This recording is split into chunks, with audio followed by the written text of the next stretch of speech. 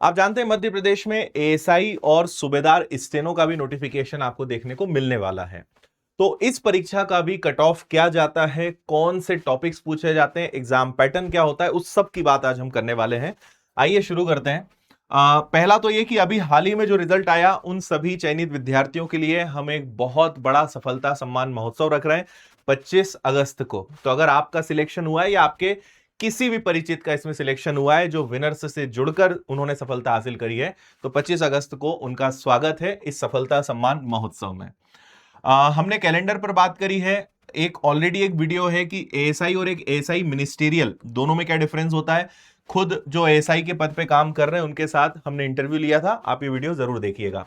और जो भी चयनित बच्चे हैं, विद्यार्थी हैं, वो यहां से अपना स्कैन करके और रजिस्ट्रेशन करा सकते हैं। देखिए, अगर कैलेंडर के हिसाब से चलें तो सूबेदार, अनुसूचितीय, शीर्ष लेखक और सहायक उप निरीक्षक यानी एएसआई 566 टोटल पद आएंगे। अक्टूबर नवंबर में इसकी परीक्षा हो जाएगी, यानी इस महीने तो उम्मीद कम है, अगले महीने आप समझिए कि इसका नोटिफिकेशन आपको देखने को मिल जाएगा। देखिए, इसमें एज 33 होती है, क्वालिफिकेशन में 12th सीपीसीटी कंप्यूटर डिप्लोमा होना चाहिए, डीसीपीजीडीसीए कोपा, और हिंदी शॉर्ट हैंड आपका होना चाहिए। डिपेंड करता है, आप अगर सूबेदार के लिए अप्लाई करते हो तो फिर आपको स्टेनो का नॉलेज होना चाहिए क्योंकि उसका टेस्ट होगा। एएसआई के लिए आप करते हैं तो फिर आपका नॉर्मल जो टाइपिंग टेस्ट या प्रैक्टिकल टेस्ट होता है वो रहेगा। एग्जाम केवल एक ही होगा, उसके बाद आपका प्रैक्टिकल टेस्ट होता है जो अगेन 100 नंबर का होता है। देखो, इसमें सेम एमपी पुलिस कांस्टेबल वाला पैटर्न है। मोटे मोटे तौर पे मैं आपको बता दूं कि मैथ्स आएगा, मैथ्स के बाद आपको इसमें रीजनिंग देखने को मिलेगा, इसके बाद आपका जीएस, फिर एमपी के, ये सारे मुख्य विषय आपके रहेंगे। जीएस मतलब history, geography, polity, physics, chemistry, bio, ये सब उसमें आएगा। तो आपको यही विषय पढ़ना है जिसको ये अलग अलग तरीके से लिखते हैं। 100 क्वेश्चंस, 1 घंटे का आपके 2 घंटे का समय, और 1/4 की आपकी नेगेटिव मार्किंग, 0.25 की नेगेटिव मार्किंग रहेगी। यानी सेम एमपी पुलिस कांस्टेबल का पैटर्न रहेगा, थोड़ा सा लेवल उससे ज्यादा रहेगा, तो उससे आपकी तैयारी अच्छी हो सकती है। अब कट ऑफ अच्छे से समझिए। जैसा मैंने कहा कि 100 नंबर का तो पेपर है और फिर 100 नंबर का आपका एक प्रैक्टिकल टेस्ट होता है, टाइपिंग या शॉर्ट हैंड का, डिपेंड करता है पोस्ट के हिसाब से। तो उसके बाद फिर कट ऑफ बनती है। तो आप यहां पे कट ऑफ एक नजर में देख सकते हैं। अब इनमें भी अलग अलग यहां पर पूरा शाखाएं होती हैं, सामान्य शाखा, विशेष शाखा, फिर सहायक उप निरीक्षक, उसमें अलग अलग है, मैदानी क्षेत्र, विशेष शाखा, तो सबका अलग अलग है। अगर यूआर का देखें, मेल का तो 148 कट ऑफ गया है और फीमेल का 140 गया है। फिर अगर विशेष शाखा में देखेंगे तो 146 है, यहां भी 146 है, यानी फीमेल का ज्यादा है। ओबीसी में आप देखेंगे तो 143 है, महिलाओं में 142, ईडब्ल्यूएस में 144, महिलाओं में 150।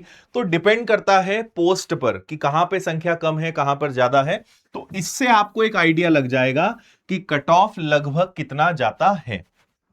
ठीक है, क्योंकि पेपर अच्छे लेवल का आता है तो आप ये मानकर चलिए कि लगभग 70-75 के आसपास मार्क्स आपका हाईएस्ट जो है, मतलब जो कट ऑफ है, वो रिटन एग्जाम में गया था, और लगभग उतना ही आप समझ सकते हैं कि जो आपका प्रैक्टिकल एग्जाम है उसमें जाएगा।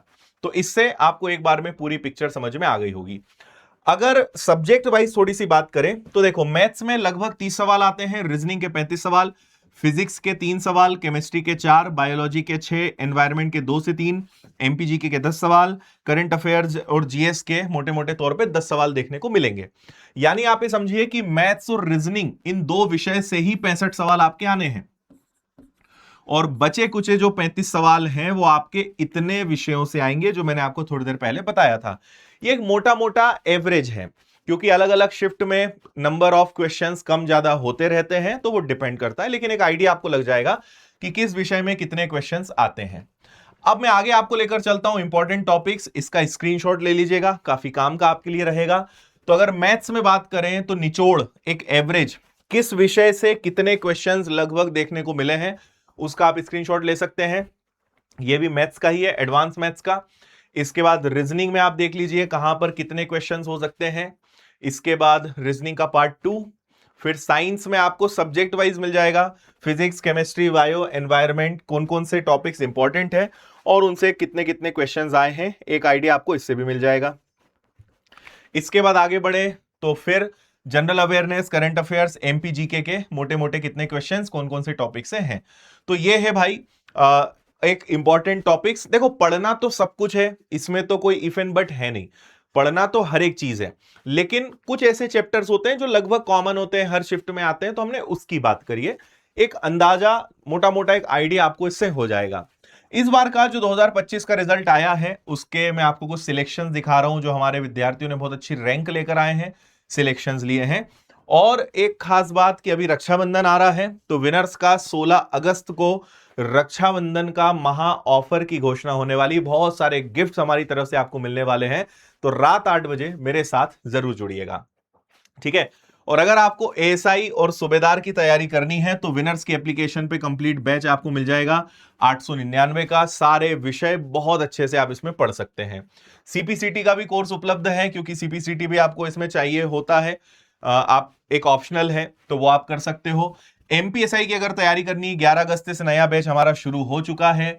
एमपी पुलिस कांस्टेबल का भी batch, MP police constable driver, ये सब आपको विनर्स की एप्लीकेशन पे मिल जाएंगे, तो आप वहां जाके बढ़िया बैच से जुड़ सकते हो, शानदार तैयारी कर सकते हो। और अभी एमपीएसआई, पुलिस, एसएससी, रेलवे सबके ऑफलाइन बैच भी शुरू हो रहे हैं, तो आप इंदौर आकर ऑफलाइन भी पढ़ सकते हो विनर्स के ऑफलाइन सेंटर पर। बाकी किताबें आपको हर जगह मिल जाएगी, और कोई दिक्कत परेशानी है तो कॉल या मेल करके आप जानकारी ले सकते हैं।